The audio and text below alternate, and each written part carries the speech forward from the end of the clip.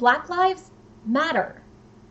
I've been saddened. I've been outraged. I've talked to my friends and family. I've shouted at them. But publicly, I've been silent. What could I say? Shouldn't I be listening to those who are suffering? If I spoke out, wouldn't I be speaking over the voices of those we need to hear? Besides, my blog is about writing, not politics. I told myself this wasn't the space. It wasn't my fight. I should stay out of the firing range. But right now, my silence is tacitly supporting the status quo. Trayvon Martin was murdered by George Zimmerman, and the Black Lives Movement stood up, and I was silent. Renisha McBride, Eric Gardner, John Crawford, Michael Brown, Von Derrick D. Myers Jr., Akai Gurley. 12-year-old Tamir Rice was murdered in a playground. Antonio Martin, Freddie Gray, Sandra Bland, Alicia Walker, Island Nettles, Candace Capri, the Charleston Nine, Philander Castile, Corin Gaines, Ahmaud Arbery, Breonna Taylor, Ayanna Dior, George Floyd, Tony McDade. I can't breathe. And I was silent. Freedom Riders rode again. The Ferguson protests, St. Louis, Baltimore, no one arrested, or at least no one indicted, or all acquitted. Protests fill the sports games, the internet, the roads. The peaceful ones aren't even covered. The ones that end up on TV are called out for being the wrong place, the wrong time, the wrong way. And I was silent. Protesters in my city being tear gassed with my state delegate in the front row. 3 miles away, I could hear the sirens, and all I asked was for everyone to stay safe. I could fill a book with the names. So many names, so many lives taken. And that's only looking at the ones that the media deigns to mention, the ones in the last 5 years alone. This problem isn't new. So many times where the police could have de-escalated and instead escalated the situation. So many killed for the alleged suspicion of a crime whose fine is less than $1,000.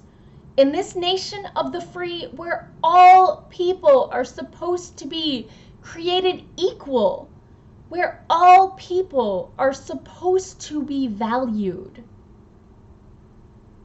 where your very being is politicized.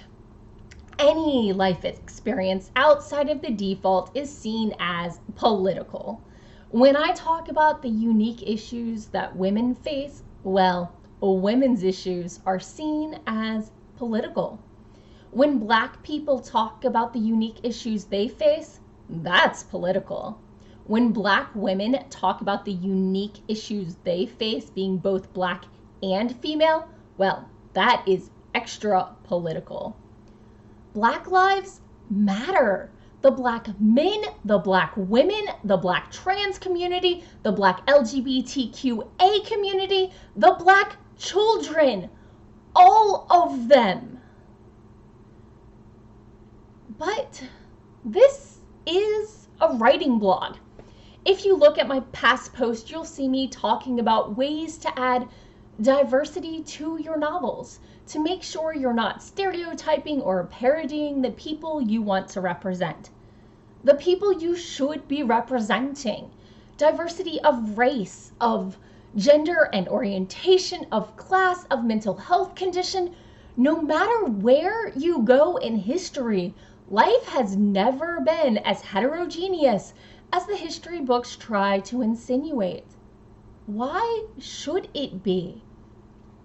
And the ruling class has never been equitable with the enforcement of their laws, be they just or not.